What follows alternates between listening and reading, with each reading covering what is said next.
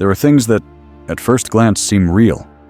Strength, confidence, kindness.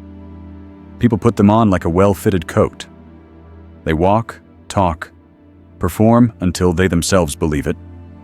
But then there will be a moment. Just a short one. A glance that shifts off target. An extra sentence. A silence that comes at the wrong time. And you will see the first crack. It's small, but it never heals on its own. From there, everything starts to leak. Not loudly. Not dramatically. Like the sound of water dripping in a dark room. At first you don't notice. Then gradually, it's all you hear. If you watch long enough, you'll see they always come with 3 habits. 3 quiet signs, but never wrong. Just seeing one of them, you will know you are standing in front of a weak person. Part 1. The first sign, when explanations become chains. The weak always explain. Explain too much. At first it sounds harmless. They speak because they want clarity, want everyone to understand. But if you listen longer, you will see it's not an explanation for you.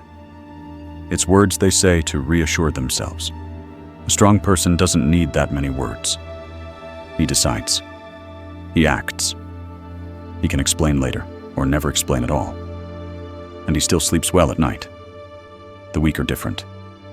They have to repeat their point. Add details. Add reasons.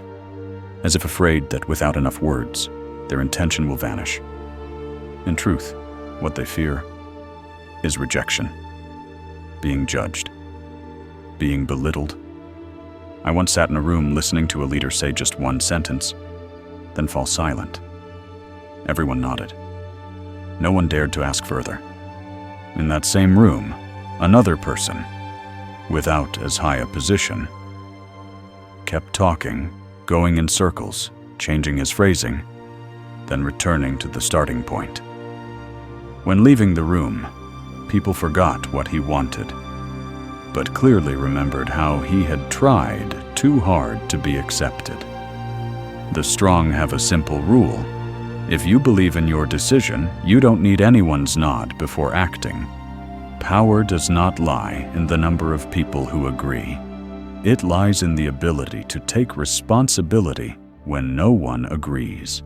The weak live the opposite way. They ask permission to exist. And anyone who must ask permission to exist will always be beneath the one they ask it from. You only need to watch in moments when there is no consensus. The strong stay silent and firm. The weak start talking more, and right at that moment, you will know who they are. Part 2. The second sign, kindness, used as a shield. I have met many people like that. They smile a lot. They nod constantly. They say, "It's okay," even when discomfort is still in their eyes. They apologize even when they are not wrong, as if an apology were a ticket to avoid all collisions. At first, you might think they are kind, accommodating people, but stay close to them longer. You will see something else. When those smiles are no longer returned, they disappear as quickly as they appeared. The voice becomes drier, shorter, sometimes sarcastic. The eyes change too. It turns out what they call kindness is just fear wrapped in pleasant colors. Fear of being disliked. Fear of being left behind. Fear of being seen as an opponent. And when that fear is no longer soothed by approval, the kind shell will crack, revealing the bitterness hidden inside. The weak always choose pleasantness over confrontation. Always choose to agree instead of saying no. Not because they truly want to, but because they don't know how to refuse and still stand firm. They hope that if they bow enough, others will not hurt them. The strong are different. They can be kind, but that kindness has limits. They give it when they feel it's needed, not when they are forced to. They understand that a straightforward refusal is sometimes worth more than 100 reluctant agreements. And they do not apologize just to keep the peace, because they know that peace built on fear will collapse the moment it's tested. The rule of the strong: be kind when you want to, stop when you need to. Do not smile to cover up discomfort. Do not bow your head to buy a sense of safety. If you want to know who's who, look at them when their kindness no longer works. The strong remain calm. The weak reveal their true face. Part 3. The third sign: the addiction to being seen. There are people you will recognize right away. They cannot sit still when no one is paying attention. They always find a way to slip into the frame. They always have a story to tell, a victory to brag about, even if it's so small that no one remembers it. Every time they succeed, they exaggerate. Every time they are praised, they retell it more times than they actually heard the praise. They turn every ordinary moment into a performance, not because they love the stage, but because they don't know who they are without an audience. Then the lights go out. The applause stops. No one asks after them. No one mentions their name. At that moment, they begin to fidget. A kind of panic creeps into their eyes, into their voice. They try every way to draw attention back. Speak louder. Act more over the top. Tell things that aren't true, or twist the truth, just to be seen. Their value disappears along with the attention of others. They exist through the gaze of others. And when that gaze turns away, they have nothing left to hold on to. The weak are like that. Their presence depends on external recognition. They fear being forgotten more than anything else. The strong are different. They choose when to step into the light.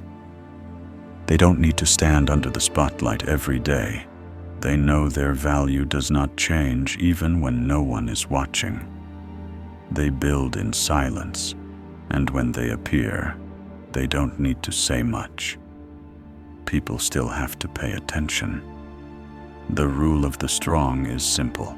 Don't let someone else's gaze decide your existence. If you need the light to feel valuable, you will always be the puppet of the one holding the switch. Want to make an attention addict collapse? Just don't look. Part 4. The hollow shape of a person. Those 3 habits, when combined, do not create a villain like in the movies. There is no evil laugh, no dark plan. They create a void in the shape of a person. On the outside, they may look normal, but inside, empty. And that void always needs to be filled. It seeks recognition, seeks someone to lead it, seeks anything that can make it feel like it exists. When it meets the strong, it will imitate that strength. When it meets someone weaker, it will pretend to stand above them. But the nature does not change. It is still empty.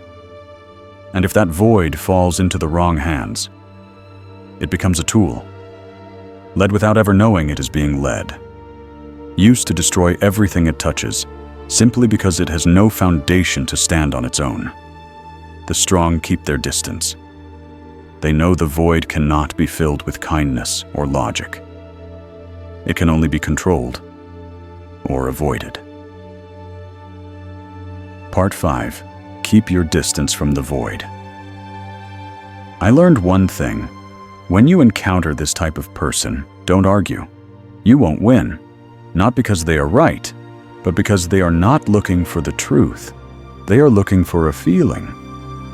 Also, don't try to fix them. No one can fix the void inside them, except themselves. And most of the time, they won't. The best way is to give them exactly what they want, but only just enough so they don't lose control. A little attention, a little recognition. Then step back. Keep distance as a principle. Don't let them get too close, because distance is the only thing that keeps you safe. And most importantly, never let them believe they are your equal. Because when they believe that, they will start to compare, then envy, then find ways to push you out of your position.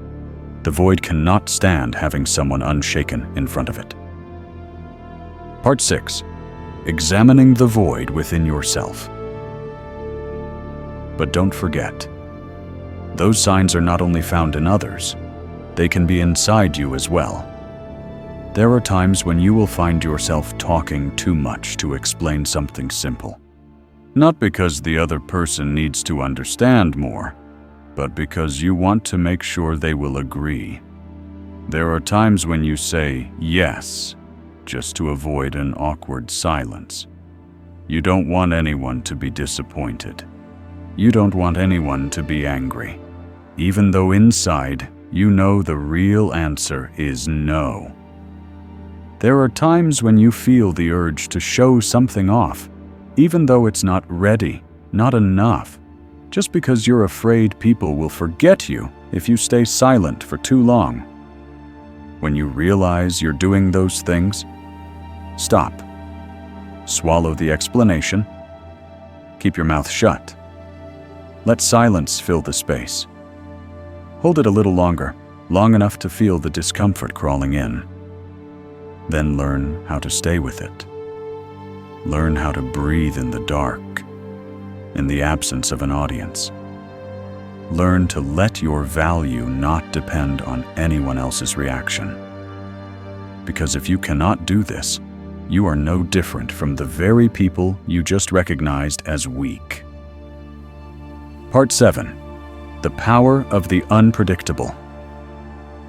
People fear what they cannot predict. A pause, an unhurried gaze, a person walking into a room without needing to say anything to prove themselves. When you can do that, you will see them change. Their voice drops. Their posture adjusts. The jokes lessen. Not because you asked, but because they don't want to reveal their weakness in front of you. Respect is not something you ask for, nor is it something you shout to demand. It is certainly not something gained by pleasing everyone. It comes when you remove each habit that makes you weak. Remove the need to over-explain. Remove the habit of saying yes when you should say no. Remove the eagerness to seek attention. When those things are gone, you no longer need to give orders. Others will follow on their own. Conclusion. In the end, real strength does not lie in the words you say or the image you try to project. It lies in what you remove from within. Each habit that makes you weak, each need to be seen, to be praised, to be approved. When you are no longer pulled by those strings, you become unpredictable. And it is exactly that unpredictability that makes others wary. They will adjust the way they treat you, not because you asked, but because they don't want to lose their place in front of you. Don't try to win every confrontation. Find a way not to be drawn into them. Because the weak always reveal their nature when tested, while the strong remain still, letting their silence and presence do the rest.